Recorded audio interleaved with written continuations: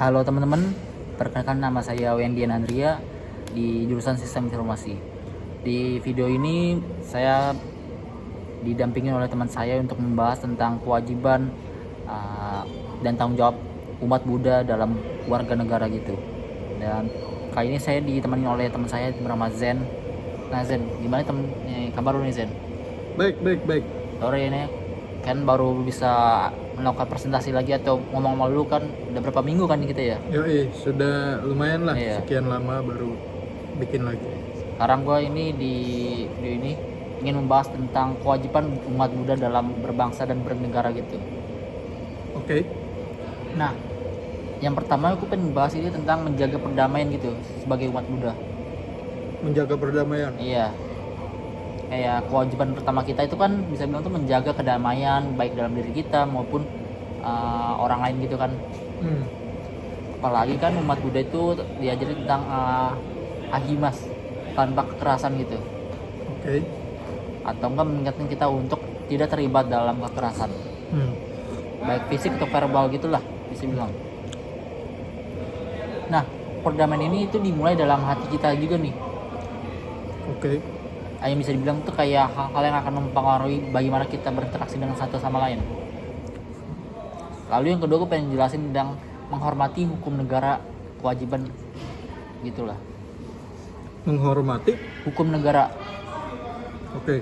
Nah, kewajiban kedua ini bisa bilang tuh ajaran Buddha yang mengajarkan kita tentang disiplin dan menghormati norma sosial. Oke. Sebagai warga negara kan kita kan itu wajib taat pada hukum kan ya. Karena hukum itu kan bisa bilang tuh menciptakan ketertiban dan kesejahteraan bagi seluruh masyarakat lah. Lalu yang ketiga ini membantu dalam pembangunan sosial. Selain itu umat Buddha kan bisa bilang tuh diajarkan untuk peduli ya satu sama lainnya kan. Kayak lu harus bisa aktif dalam pembangunan sosial. Apalagi kan kewajiban kita itu kan memastikan masyarakat berkembang dengan baik kan ya. Nah, hal ini bisa bilang dilakukan dengan cara mulai dari kegiatan sosial sampai kayak membantu mereka yang kurang mampu gitulah. Oke. Nah, gue pengen jelasin tema selanjutnya itu tanggung jawab umat Buddha dalam berbangsa. Tanggung jawab Umat Buddha dalam berbangsa. dalam berbangsa. Iya. Oke. Yang pertama itu ada membangun kerukunan antar umat beragama. Oke.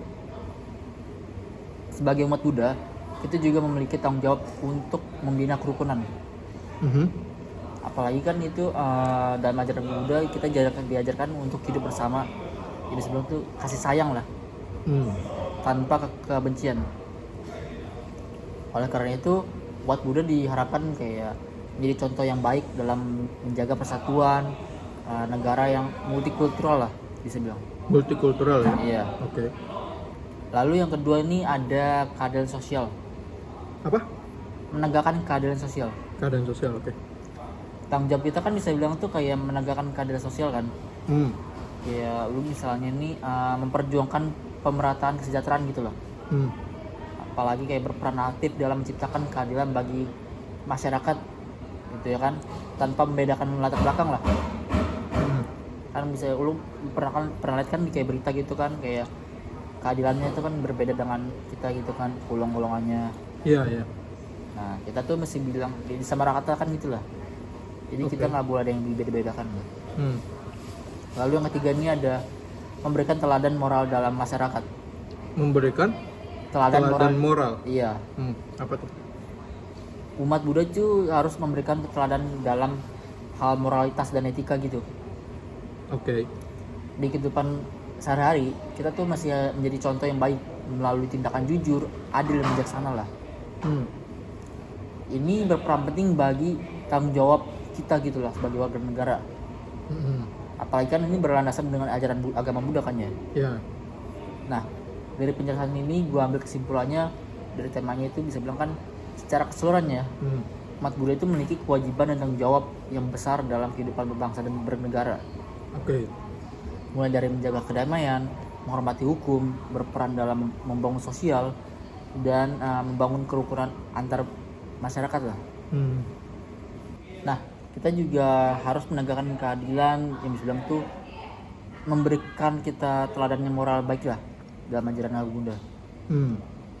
Agar kita bisa memberikan kontribusi dalam menciptakan negara yang lebih baik, adil dan harmonis.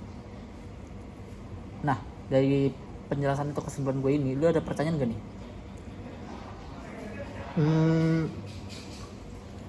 Gue ada sih satu pertanyaannya. Ini gue nyantai ya sambil makan ya. Oke, aman. Nih, jadi kan lu kan tadi menjelaskan ya. Iya. Gua cukup punya pertanyaan tentang mengapa umat Buddha harus menghormati hukum yang ada di negara. Sedangkan kan mereka juga punya hukum sendiri gitu di Buddha. Oke, pertanyaan bagus sih bisa bilang.